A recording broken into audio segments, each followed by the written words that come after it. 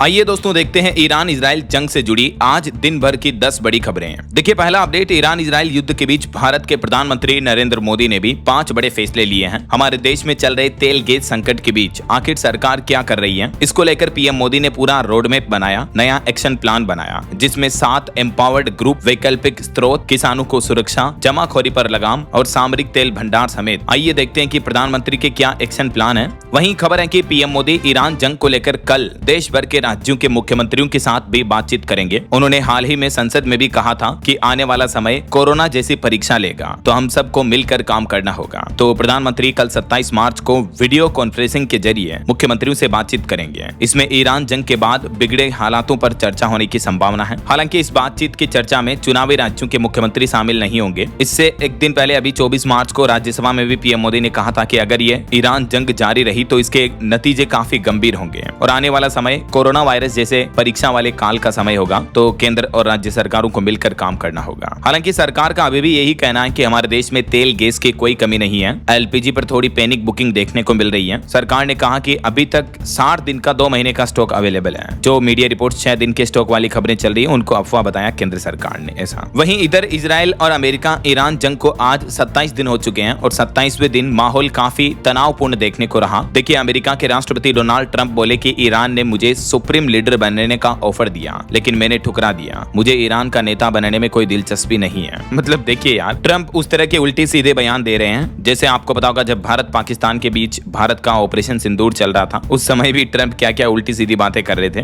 तो आज ट्रंप ने कहा कि ईरान ने मुझे सुप्रीम लीडर बनने का ऑफर दिया लेकिन मैंने ठुकरा दिया। वहीं इधर ईरान इजराइल जंग पर आज एक बड़ी खबर आई कि इजराइल ने कहा कि होर्मुज रूट को बंद करने वाला जो ईरानी कमांडर था उसको हमने मार गिराया। तो इस घटना के बाद अब ईरान ने बाब अल मंदेब रूट को बंद करने और उस पर भी हमला करने की धमकी दी। यह भी होर्मुज की ही तरह दुनिया का चौथा सबसे बड़ा शिपिंग रूट है जहां से जहाज वगैरह निकलते हैं, क्रूड ऑयल वगैरह के। जैसे होर्मुज रूट है ना ये, तो इसके इस साइड में इसी आइलैंड के दूसरे छोर पर ये बाब अल मंदेब स्ट्रेट है। तो ये जो होर्मुज रूट था इनके एक कमांडर थे। इजराइल का कहना कि आज हमने इनको तो मार दिया और ये होर्मुज स्ट्रेट रूट से तकरीबन 2500 किलोमीटर दूर इधर यमन अदन की खाड़ी के पास ये भी संकरा एरिया है, बाब अल मंदेब स्ट्रेट रूट। तो ईरान ने कहा कि अब इस रूट से जाने वाले जहाजों पर भी हम हमला करेंगे। होर्मुज पर तो पहले ही हमला कर रहा है, ईरान कंट्रोल में ले रखा। तो ईरान ने भी आज ये धमकी दी इजराइल के इस हमले के बाद। इजराइल ने ईरान की रिवोल्यूशनरी गार्ड IRGC के नौसेना चीफ अली रेजा तंगसीरी को मारने का दावा किया है। इजराइल के रक्षा मंत्री कार्ज ने कहा कि ईरान के बंदर अब्बास इलाके में हुई एयर स्ट्राइक में तंगसीरी मारे गए। इजरायली अधिकारियों के मुताबिक तंगसीरी वही कमांडर थे जिन्होंने ये स्ट्रेट ऑफ होर्मुज रूट को बंद करने की प्लानिंग की थी। हालांकि अभी तक भी ईरान ने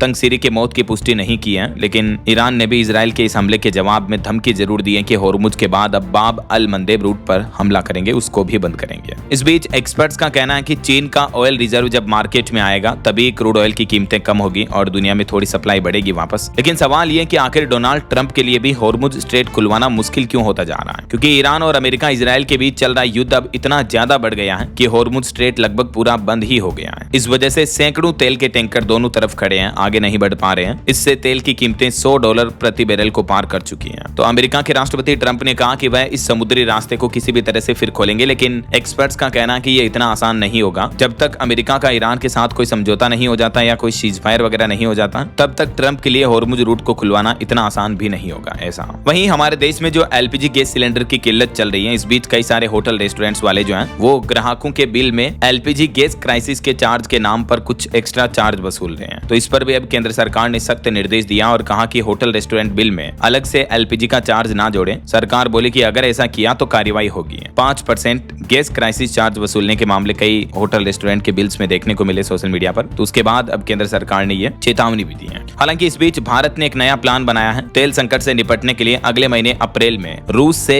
6 करोड़ बैरल कच्चा तेल खरीदेगा भारत। यह डिस्काउंट की जगह प्रीमियम पर मिलेगा। हालांकि मतलब थोड़ा महंगा मिलेगा, लेकिन फिर भी ईरान जंग के बीच सप्लाई सुधारने की ये केंद्र सरकार की नई कोशिश है। वहीं पेट्रोल डीजल की महंगाई पर भी एक बड़ी खबर आ रही है। अब नायरा कंपनी ने भी पेट्रोल 5 रुपए और डीजल को 3 रुपए महंगा कर दिया है। मध्य प्रदेश भोपाल में इसके बढ़ोतरी के बाद अब 1 लीटर पेट्रोल का प्राइस 112 रुपए और डीजल का प्राइस 95 रुपए प्रति लीटर हो चुका है। है। कंपनी का कहना है कि कच्चा तेल महंगा होने की वजह से ही ईरान जंग के बीच नायरा पेट्रोल की तरफ से रेटें बढ़ाई गई है। अभी देश के कुछ प्रमुख शहरों में नायरा के पेट्रोल डीजल की कीमतें क्या चल रही हैं, अलग अलग पेट्रोल पंप पर, जिसकी रेट्स भी आप देख सकते हैं। बाकी देश के अन्य प्रमुख शहरों में सामान्य पेट्रोल डीजल के दाम ये चल रहे हैं। वहीं केंद्र सरकार ने एलपीजी क्राइसिस के बीच पीएनजी को लेकर भी एक नया नियम लागू कर दिया। मैंने आपको कल ही डीएलएस न्यूज चैनल पर बताया था कि घर के पास अगर आपके पीएनजी पाइपलाइन कनेक्शन आ चुका है तो आपको फिर कनेक्शन लेना ही होगा। इसके लिए पीएनजी वाली कंपनी आपको 3 महीने का नोटिस देगी। 90 दिन के अंदर अंदर आपने अगर पीएनजी कनेक्शन नहीं लिया पाइपलाइन वाली गैस का, तो फिर आपको एलपीजी गैस सिलेंडर भी नहीं मिलेगा, यानी आपके लिए एलपीजी सप्लाई भी बंद कर दी जाएगी ऐसा। और वहीं दोस्तों, ईरान इजराइल जंग के बीच इधर अफगानिस्तान और पाकिस्तान में भी फिर से झड़प देखने को मिली। 3 लोगों की मौत हो गई। ईद पर 5 दिन का सीजफायर खत्म होने के बाद हिंसा शुरू हुई। 3 पाकिस्तानी चौकियां भी तबाह हो गई। देखिए, अफगानिस्तान और पाकिस्तान सीमा पर भी लड़ाई फिर से शुरू हो गई। पहले ईद के त्योहार तक के लिए दोनों देशों के बीच सीजफायर हुआ था, लेकिन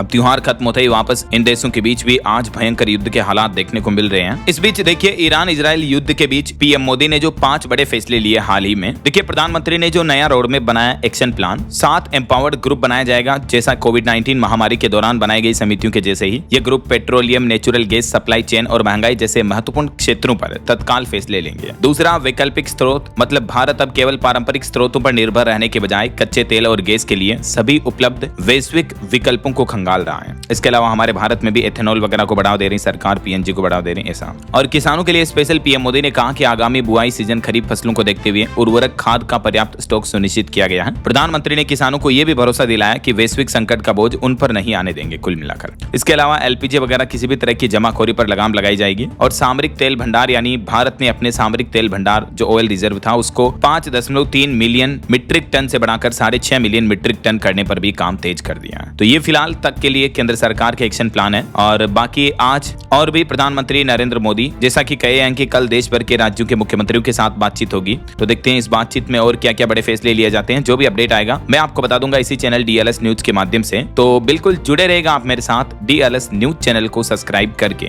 बेल आइकन जरूर दबा देना और इस वीडियो पर एक लाइक और शेयर भी कर देना, ताकि आपको रोजाना की ताजा खबरें, महत्वपूर्ण मुख्य समाचार, काम के न्यूज अपडेट सबसे पहले आपके मोबाइल पर मिलते रहेंगे। ओके, ख्याल रखिएगा अपने आप का, अपने परिवार का। मिलेंगे अगले नेक्स्ट अपडेट में, तब तक के लिए जय हिंद, जय भारत, वंदे मातरम।